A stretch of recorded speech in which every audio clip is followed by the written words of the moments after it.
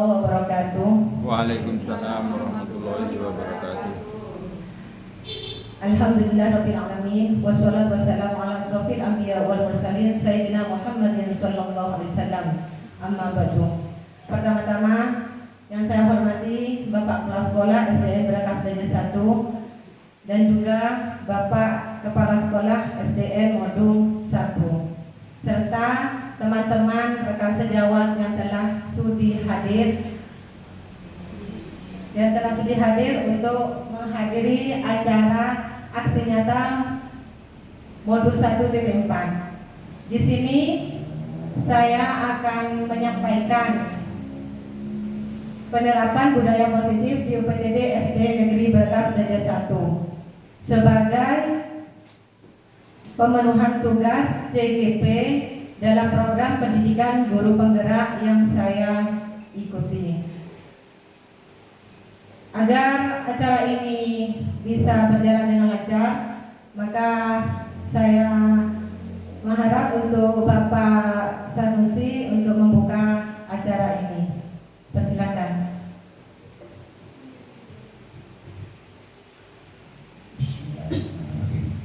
Assalamualaikum warahmatullahi wabarakatuh.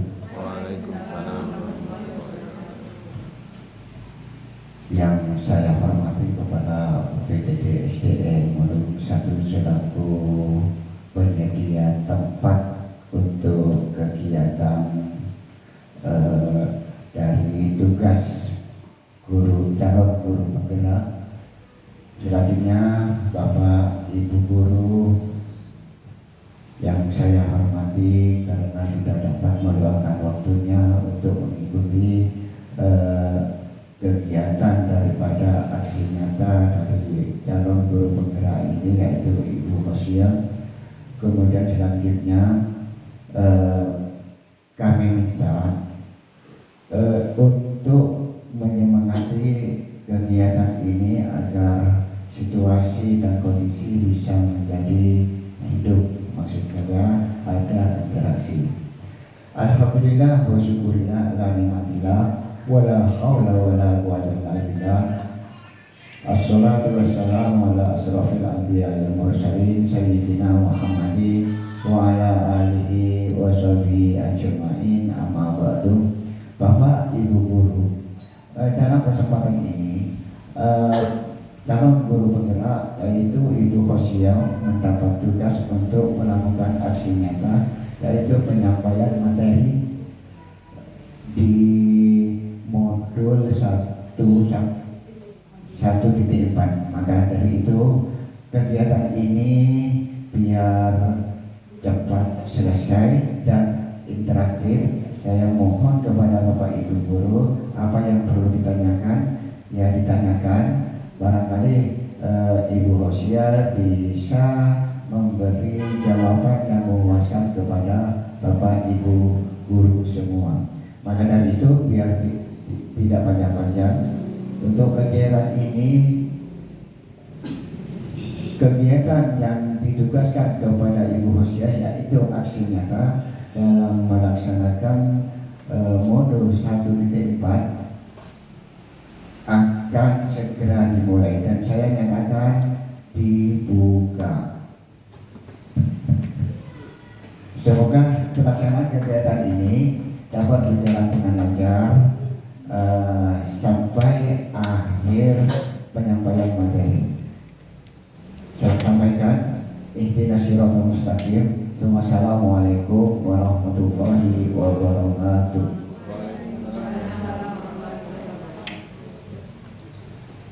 Saya sampaikan terima kasih kepada Bapak Sanusi karena telah membuka acara ini. Baiklah teman-teman, masih semangat semuanya?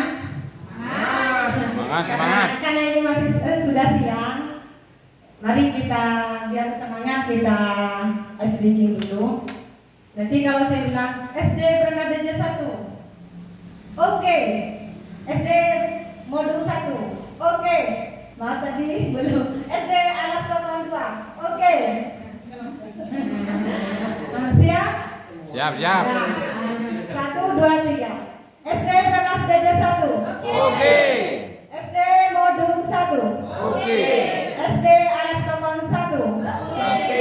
Oke, baiklah, terima kasih. Semangat ya. Semangat. Semangat. Baiklah, kita mulai dengan modul titik 1 yaitu penerapan budaya positif.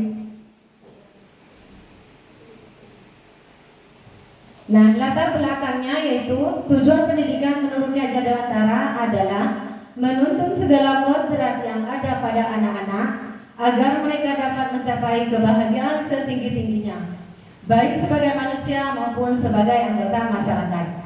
Dalam menuntun, guru menerapkan nilai dan peran guru sebagai pemimpin pembelajaran di kelas, mengantarkan peserta didik pada nilai-nilai profil pelajar Pancasila melalui pembiasan budaya positif di sekolah. Nah, faktanya dalam penerapan budaya positif ada sebagian siswa yang melakukan tindakan indisipliner. Mengatasi hal tersebut, guru cenderung memberikan hukuman atas ketidakdisiplinan siswa terhadap tata tertib sekolah. Tentu hal ini berdampak pada siswa, di mana siswa nantinya akan merasa malu ketika diberi hukuman. Siswa juga tidak jerah atas tindakannya, dan tindakan menghukum murid atas kesalahan tidak bisa menyelesaikan masalah dengan baik. Karena seharusnya siswa sadar akan kesalahan yang berasal dari dalam diri siswa, bukan atas perintah guru, agar siswa mampu berpikir, bertindak, mencari solusi, dan mencipta dengan merdeka, mandiri, dan bertanggung jawab. Nah, ini ibu-ibu, bapak-bapak, nah ini latar belakang dari budaya positif itu. Karena selama ini kalau kita di sekolah, biasanya kalau murid itu salah, ya kita memanggil dan langsung memberikan hukuman. Atau misalkan anak telat, ya datang ke sekolah telat, langsung kenapa kok telat? Nah distrap, langsung keliling misalkan. Nah itu kalau dulu. Nah sekarang kita harus mengubah mindset kita, jangan lagi menghukum. Nah ini latar belakangnya. Karena kalau nanti kita menghukum, nanti efeknya itu siswa akan menjadi malu, bukan menambah kedisiplinannya, tapi malah tambah parah. Nah, tambah nakalnya. Baik, lanjut. Tujuan aksi nyata yang pertama, menumbuhkan budaya positif dalam diri siswa sendiri. Nah, ini termasuk motivasi intrinsik. Yang kedua, mewujudkan pembelajaran yang berpihak pada murid. Yang ketiga, menciptakan murid yang merdeka dan disiplin positif yang kuat. Nah, ini kita bicara budaya positif. Menurut teman-teman, kalau dalam pikiran teman-teman, budaya positif itu apa? Sebelum saya melangkah ke selanjutnya, cuma gambaran saja. Budaya positif itu apa? Mengenai apa atau berhubungan dengan apa? Silakan. Mungkin Bu Estri, Bu Tim.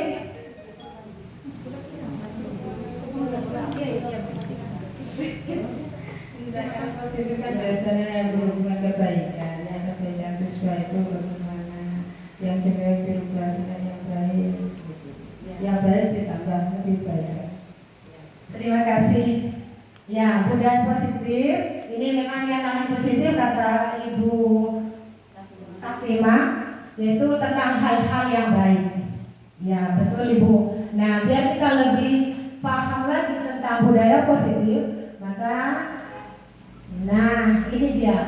Budaya positif adalah nilai-nilai, keyakinan-keyakinan dan kebiasaan-kebiasaan di sekolah yang berpihak pada murid agar murid dapat berkembang menjadi pribadi yang kritis, penuh hormat dan bertanggung jawab sesuai dengan profil pelajar Pancasila.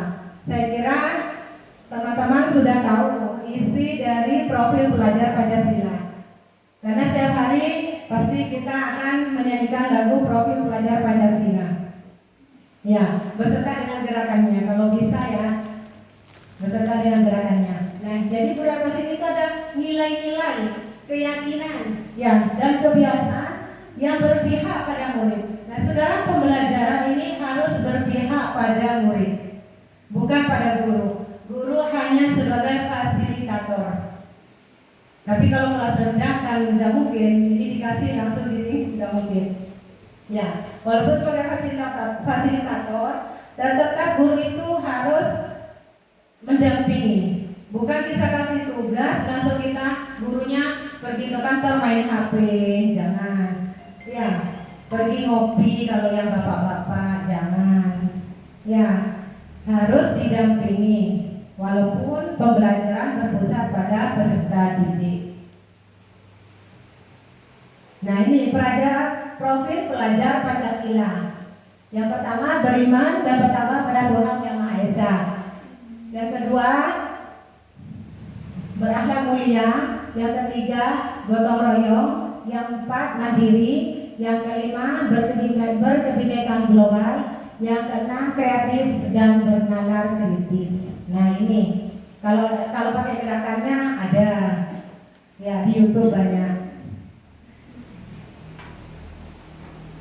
Nah, isi dari modul 1.4 yaitu konsep utama budaya positif. Ini ada 7. Yang pertama, perubahan paradigma belajar. Yang kedua, disiplin positif. Yang ketiga, motivasi, hukuman, dan restitusi. Yang keempat, keyakinan kelas. Yang kelima, kebutuhan dasar manusia. Yang keenam, posisi kontrol guru. Dan yang ketujuh, segitiga restitusi. Baiklah, kita akan membahas satu persatu dari isi modul 1.4. Dari yang pertama sampai yang ketujuh. Nah, yang pertama adalah perubahan paradigma belajar atau paradigma baru. Di sini dalam perubahan paradigma baru ini kita harus membangun budaya positif. Sekolah dapat menyediakan lingkungan yang positif, aman dan nyaman agar siswa mampu berpikir, bertindak dan mencipta dengan merdeka, mandiri dan bertanggung jawab. Jadi tadi kan kita pembelajaran itu berpusat pada peserta didik ya. Jadi sekarang dalam paradigma baru kita harus membudayakan budaya positif dengan apa? Dengan menyediakan lingkungan yang positif, yang aman dan peserta didik itu merdeka. Karena sekarang adalah kurikulum merdeka. Dan juga yang penting ini mandiri dan bertanggung jawab. Yang kedua, disiplin sangat berkaitan dengan kontrol guru terhadap siswa. Nah, dalam paradigma belajar ini, sikap disiplin juga sangat ditekankan. Baiklah, yang kedua, disiplin positif. Nah, apa makna dari disiplin? Mungkin ada ibu-ibu atau bapak-bapak yang bisa mengutarakan sesuatu pada tempatnya.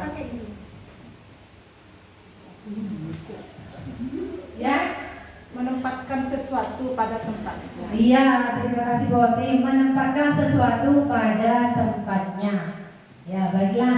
Kita buka disiplin positif. Nah, menurut Ki Hajar Dewantara, untuk menciptakan siswa yang merdeka, maka syarat utamanya harus mempunyai disiplin yang kuat.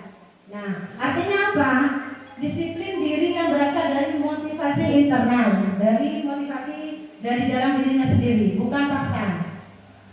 Jadi jika tidak mempunyai motivasi internal, maka diperlukan motivasi eksternal dari luar untuk mendisiplinkan dirinya. Jadi kalau anak-anak tidak mungkin kan kita bisa menumbuhkan dari faktor internalnya bisa. Sebagai guru kita bisa menumbuhkan. Nah, makanya kita harus ini motivasi eksternalnya dari kita, mendorong murid untuk disiplin. Jadi kalau murid mau disiplin, apa yang harus dilakukan guru? Guru memberikan contoh terlebih dahulu. Ya, misalkan kalau murid ini tidak mau datang terlambat, ya gurunya jangan datang terlambat. Begitu, mencontohkan yang baik. Masa muridnya sudah datang, gurunya belum datang, muridnya yang menunggu. Terbalik ya, oh banyak. Dan ya semoga setelah ini setelah mendapatkan materi budaya positif, kita sebagai guru akan merubah mindset kita. Nah, disiplin positif menurut Jangan dosen, yaitu disiplin berasal dari bahasa Disiplin yang berarti belajar. Kata disiplin juga berasal dari akar kata yang sama, yaitu murid atau pengikut. Diana Gozel juga menyatakan bahwa disiplin juga berkonotasi dengan disiplin diri siswa. Disiplin diri dapat membuat seorang menggali seluruh potensi dirinya untuk mencapai suatu tujuan, sesuatu yang dihargai dan bermakna. Jadi menurut Diana Gozel, disiplin ini adalah berkonotasi dengan disiplin diri siswa. Itu menurut Diana Gozel. Jadi potensi diri siswa itu kita harus gali. Agar apa? Agar mencapai suatu tujuan yang dihargai dan bermakna. Selanjutnya, nah tujuannya apa disiplin positif ini? Menanamkan motivasi kepada semua siswa kita agar mereka menjadi orang yang mereka inginkan dan menghargai diri sendiri dengan nilai-nilai yang mereka percayai. Motivasi ini berasal dari diri siswa, yaitu internal, sehingga akan berdampak jangka panjang dan tidak akan terpengaruh dengan adanya hukuman dan hadiah. Jadi kita walaupun menghukum itu tidak akan berdampak, dan hadiah juga tidak akan berdampak. Malah tambah enak. Nanti kalau saya berbuat ini dapat hadiah. Nah itu yang diiming-imingi kita untuk murid, itu tidak baik. Jadi kita harus mengubah cara kita untuk mendisiplinkan murid. Nah yang ketiga yaitu motivasi, hukuman, dan restitusi. Apa itu motivasi? Yang pertama, untuk menghindari rasa tidak nyaman atau menghindari hukuman. Yang kedua, untuk mendapatkan ketidakseimbangan atau penghargaan dari orang lain. Yang ketiga, menjadi orang yang mereka inginkan dan hargai diri mereka sendiri dengan nilai-nilai yang mereka percayai. Nah ini adalah 3 motivasi perilaku manusia menurut Diana Gozel. Jadi ada 3 motivasi perilaku manusia. Jadi sampean bisa mengambil yang nomor 1, bisa mengambil yang nomor 2, bisa mengambil yang nomor 3. Itu terserah ibu-ibu. Nah apa itu restitusi? Nah restitusi merupakan proses menciptakan posisi bagi siswa untuk memperbaiki kesalahan mereka, sehingga mereka bisa kembali pada kelompoknya dengan karakter yang lebih kuat. Ini restitusi ini lain dari hukuman. Jadi sekarang kita harus menerapkan restitusi, ya. Seperti yang SD Brakas Raja 1 lakukan kemarin yang disiplin positif di PMM, ada ya Bu Esti. Ada ini restitusi itu ada di PMM. Kalau membuka topik disiplin positif. Nah isinya ini Bu. Nanti kalau ada waktu silakan membuka pelatihan mandiri di PMM dan buka disiplin positif. Ini ada semua tentang hukuman, restitusi, posisi kontrol guru, ada semua. Termasuk Bu Khotim ini sering membuka PMM, rajin. Aksi nyatanya sudah banyak. Aplaus buat Bu Khotim. Ya. Oke, Bu kasih semangat ya. Ya. Nah, ini hukuman. Secara umum hukuman adalah sanksi fisik maupun psikis untuk kesalahan atau pelanggaran yang dilakukan. Hukuman mengajarkan tentang apa yang tidak boleh dilakukan. Nah, selama ini ini yang kita pakai. Hukumannya sering. Hukuman kalau murid ini salah, kita selalu menghukum mencubit, ya, disuruh menyapu misalkan. Ya. Ya, kebanyakan seperti itu. Jadi sekarang hukuman kita ubah menjadi ke restitusi. Jadi restitusi itu nanti ada caranya seperti apa, ada. Nah ini ciri-ciri restitusi. Ini yang harus kita lakukan nanti untuk mengubah perilaku kita dalam menghadapi murid yang bersalah. Yang pertama, restitusi bukan menebus kesalahan, tetapi untuk belajar dari kesalahan. Nah, jadi nanti anaknya dipanggil misalkan, kenapa kamu berbuat seperti itu nak? Nah, seperti itu. Bukan langsung kita menghakimi, bukan. Yang kedua, restitusi memperbaiki hubungan. ya, memperbaiki hubungan. Yang ketiga, restitusi adalah tawaran, bukan paksaan. Tawaran, jadi berbentuk tawaran, bukan dipaksa. Kalau anak tidak mau ya sudah, kita tawarkan dalam bentuk lain lagi pada anak itu. Seperti itu. Restitusi adalah menuntun untuk melihat ke dalam diri. Jadi sebagai guru kita harus menuntun murid. Bagaimana murid untuk menjadi manusia yang lebih baik lagi. Ya, dari berbuat salah nanti akhirnya tidak mengulangi lagi begitu. Bagaimana caranya? Ya harus begitu, menuntun. Dan yang kelima, restitusi adalah mencari kebutuhan dasar yang mendasari tindakan dan cara yang terbaik. Jadi mencari kebutuhan dasar. Apa yang dibutuhkan oleh murid, kita mencari. Yang keenam, restitusi fokus pada karakter, bukan tindakan serta muatkan. Fokus pada karakter murid. Selanjutnya, restitusi mengembalikan siswa yang berbuat salah pada kelompoknya. Jadi restitusi ini kita bukan menghakimi ibu, ya. Kita nanti akhirnya itu nanti mengembalikan siswa yang bersalah tadi, dia agar mampu untuk bergaul kembali dengan teman-temannya, begitu. Dia tidak merasa malu, tidak merasa minder. Jadi dia mau. Karena di sekolah saya itu kan ada murid itu dia selalu emosinya itu terlalu. Nah, jadi saya panggil, kenapa kamu seperti itu? Kayak kesetanan. Kalau sudah ada anak yang apa itu, yang ngerecokin dia langsung marah, kayak kesetanan. Akhirnya saya panggil, saya tanya, saya lakukan pendekatan, dan sekarang alhamdulillah emosinya sudah agak menurun. Yang dulunya pun dia sering jalan-jalan, sekarang bisa menulis sampai selesai. Begitu. Yang keempat yaitu keyakinan kelas. Nah, ini keyakinan kelas. Ya, sedikit lagi ya Ibu. Nilai-nilai kebaikan atau prinsip-prinsip yang disepakati secara universal. Orang akan lebih semangat atau tergerak untuk melaksanakan keyakinannya daripada hanya mengikuti aturan.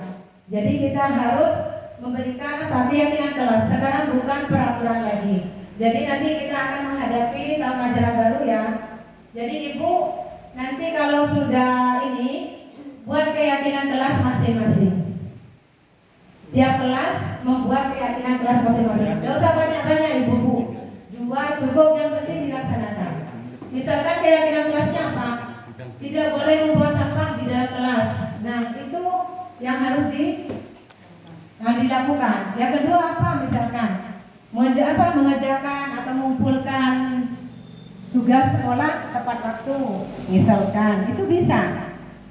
Pokoknya yang penting murid itu bisa melakukan, jangan yang muluk-muluk, yang gampang-gampang dulu tapi bisa dilakukan oleh murid. Ya, saya berharap nanti tahun ajaran baru sampean semua bisa membuat keyakinan kelas. Bu Hotim sudah paham karena beliau sudah membuka PMM tentang keyakinan kelas. Bahkan aksi nyatanya sudah membuat. Saya yakin nanti Ibu Hotim masih buat. Nanti ditulis Ibu ya. Jangan hanya ini. Kita keyakinan kelas itu kita rembukan sama murid. Jadi kesepakatannya sama murid. Masukan-masukan dari murid itu diambil. Jadi nanti apa yang mau disepakati nanti ditulis, dipajang. Bisa buat kanva Bu. Gampangnya di kanva itu Bu pas cantik bisa dipajang. Sekarang mungkin ibu-ibu sudah tahu semua tentang kanva. Iya, tinggal klik aja nanti cari buat ini sudah ada, sudah muncul. Dulu saya nggak bisa Ibu, tapi sekarang saya alhamdulillah bisa karena belajar dari Bu Hotim. Ya, alhamdulillah, terima kasih atas dukungan. Iya, sponsor ya kan bisa ketawa sponsor. Nah, ini kegiatan pendalaman keyakinan kelas ini Bu. Terlihat, terdengar, berperilaku. Nah, apa yang didengar? Apa yang terlihat? Akhirnya dilakukan. Itu Bu, dipraktekkan. Ya, insya Allah bisa, apalagi ibu-ibu. Bismillah. Nah, di sini ada kebutuhan dasar manusia. Ada 5 kebutuhan kebutuhan dasar manusia. Yang pertama, kebutuhan bertahan hidup. Yang kedua, kebutuhan cinta dan kasih sayang. Yang ketiga, kebutuhan penguasaan. Yang keempat, kebutuhan kebebasan. Dan yang kelima, kebutuhan kesenangan. Ini akan kita kupas satu persatu ya. Harap sabar. Yang pertama yaitu kebutuhan bertahan hidup, survival. Hal ini bersifat fisiologis seperti kesehatan, rumah, dan makan. Ya, kalau kita mau bertahan hidup kan perlu makan, perlu minum. Nah, komponen psikologisnya apa? Merasa aman. Dalam pemenuhannya, kadang manusia bisa atau terpaksa melakukan hal tersebut. Mungkin hal tersebut bertentangan dengan nilai keyakinan yang dianutnya. Ini kebutuhan bertahan hidup. Saya rasa kita sebagai manusia pasti butuh akan hal ini, bertahan hidup. Ya, karena setiap manusia tantangannya berbeda-beda. Apalagi murid. Ya.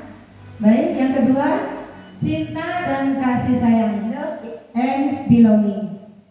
Ini disebut dengan kebutuhan psikologis yang meliputi kebutuhan akan koneksi sosial, memberi dan menerima kasih sayang, dan merasa menjadi bagian atau tergabung dengan sebuah kelompok. Orang atau anak-anak yang memiliki kebutuhan dasar kasih sayang yang tinggi biasanya ingin bisa diterima oleh lingkungan sekitarnya, baik orang tua, teman, guru, dan lingkungannya secara umum. Setiap manusia pasti butuh cinta dan kasih sayang. Betul tidak Ibu? Betul Bapak-bapak? Betul. Betul ya. Apalagi murid kita butuh cinta dan kasih sayang. Misalnya kalau murid itu diperhatikan, dia akan nurut. Merasa diperhatikan, saya diperhatikan sama ibu, sama bapak guru. Insya Allah dia akan ikut apa yang kita ucapkan, asalkan yang baik-baik. Itu saya katakan, kalau guru mengajar hal-hal yang baik, ayo ikut. Sama orang tua pun kalau mengajar yang baik-baik ikut, harus taat. Kalau tidak baik, jangan diikuti atau jangan dilaksanakan. Itu saya selalu menekankan kepada murid saya. Yang ketiga yaitu kekuasaan, power. Dalam hal ini biasanya orang ingin dianggap berharga, mampu membuat perbedaan, mendapat pengakuan orang lain, dan dihormati. Anak-anak yang seperti ini biasanya ingin menjadi pemimpin. Mereka ingin dipandang mampu memimpin yang lain agar bisa berhasil melakukan tugas atau memecahkan masalah, sehingga dihormati dan mendapatkan pengakuan atas kemampuannya. Kadang yang murid kita ada yang merasa ingin yang berani menjadi pemimpin, tapi kalau yang tidak berani diam, walaupun disuruh diam, tidak mau. Sampai kita paksa, kadang-kadang kita paksa, ayo siapa yang mau, geleng-geleng. Nah itu kita harus mendidik anak agar kita bisa berani. Anak-anak itu punya keberanian yang besar di sekolah, bukan berani untuk bertengkar ya, tapi berani untuk bertindak. Yang keempat yaitu kebebasan, freedom. Kebutuhan untuk bebas adalah kebutuhan akan kemandirian, otonomi, memiliki pilihan, dan mampu mengendalikan arah hidup seseorang.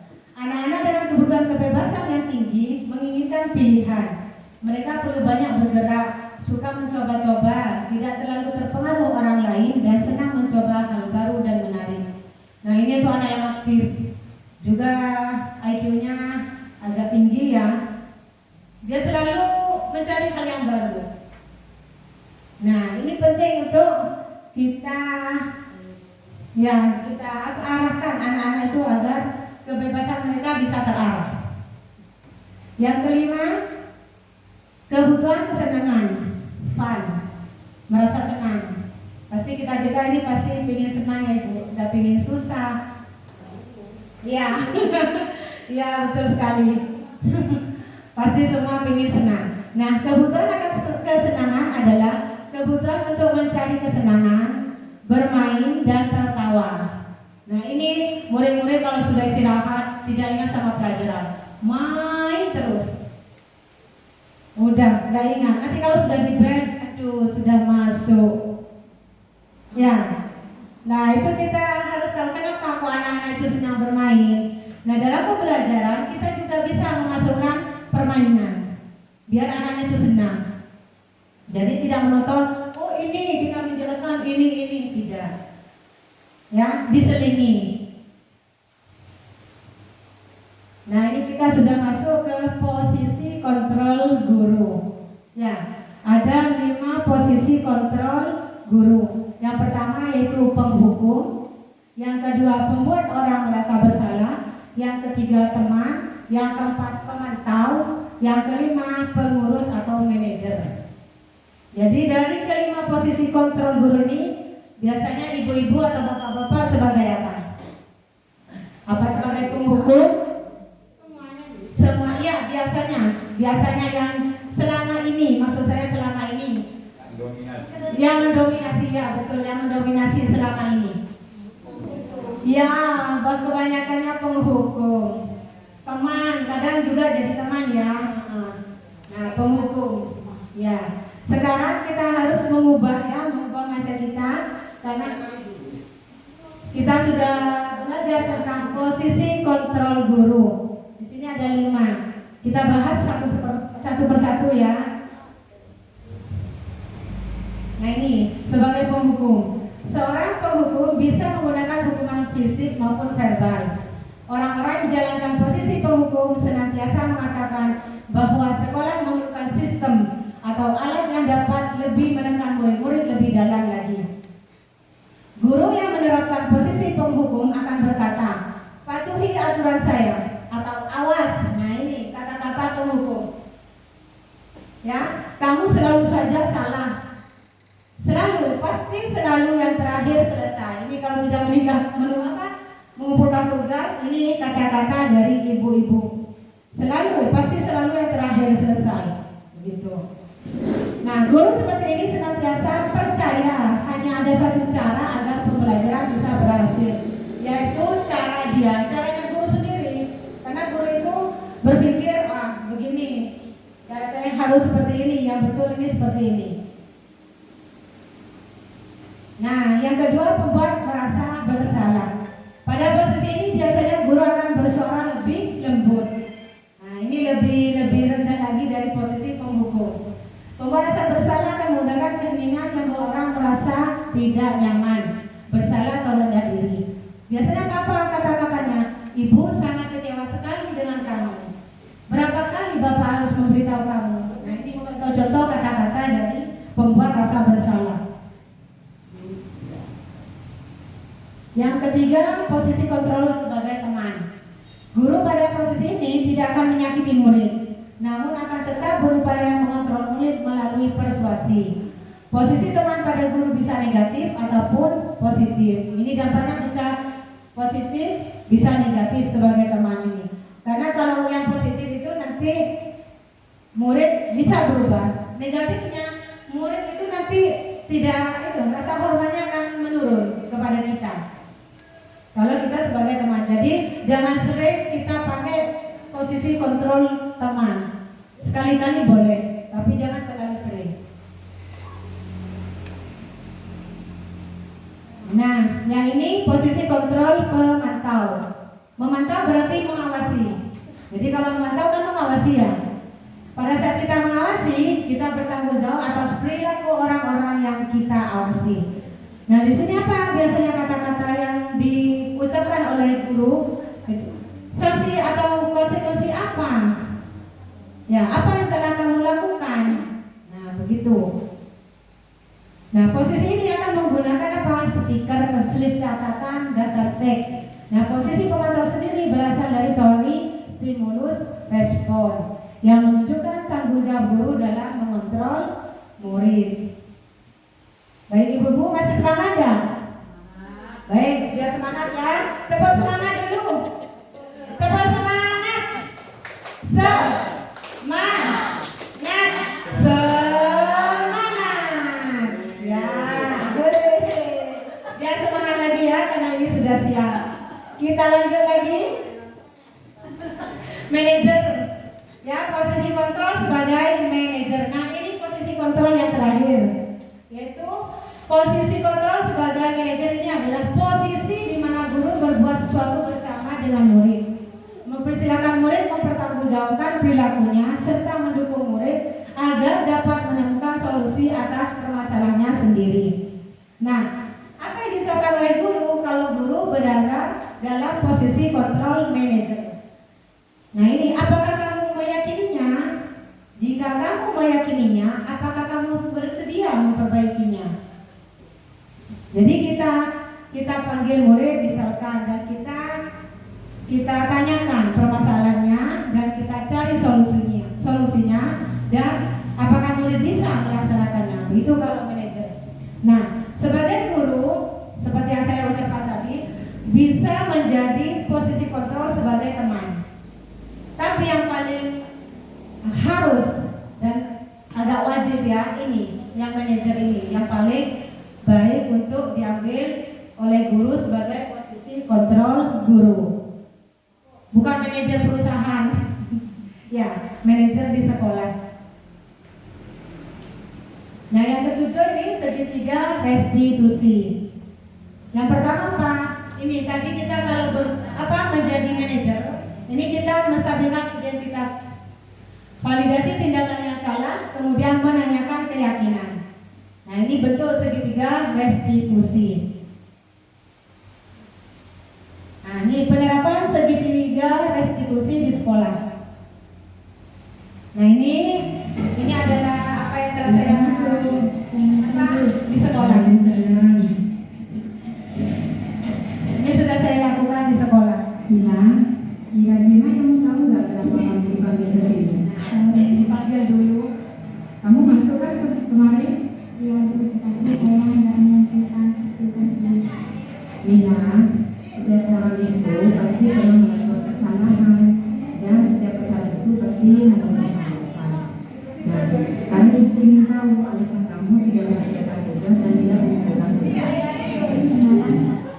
Nah, jadi dipanggil dulu muridnya. Nah, tadi muridnya itu tidak mengumpulkan tugas. Jadi saya panggil, terus saya tanyakan kenapa tidak mengumpulkan tugas. Dan ternyata masalahnya dia semalaman itu lihat HP. HP. Akhirnya tidurnya kemalaman dan lupa mengerjakan tugas. Nah, setelah itu saya tanyakan, nah, apa yang kamu lakukan itu sudah sesuai nggak dengan keyakinan kelas kita? Karena kan kita sudah membuat keyakinan kelas, mengumpulkan tugas tepat waktu, dan dia tidak mengumpulkan tugas, dan dia tidak Nah, kita tanyakan keyakinan kelas apa yang dilanggar, begitu. Dan akhirnya nanti solusinya apa? Nah, harus sampai solusi ya Ibu, harus sampai solusi. Ya, akhirnya sudah, nanti dia bisa melaksanakan atau tidak kita pantau, begitu. Nah, kesimpulannya, budaya positif di sekolah tidak lepas dari peran seorang guru.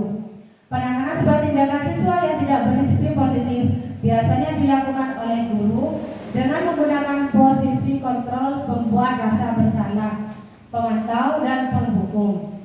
Namun posisi kontrol tersebut tidak mampu memunculkan sikap sadar akan berdisiplin dari dalam diri murid.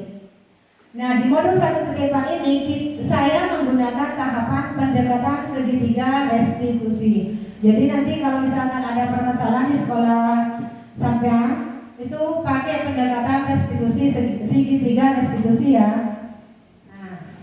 Nah, untuk menangani kasus yang terjadi di sekolah dengan memposisikan diri saya sebagai posisi kontrol manager.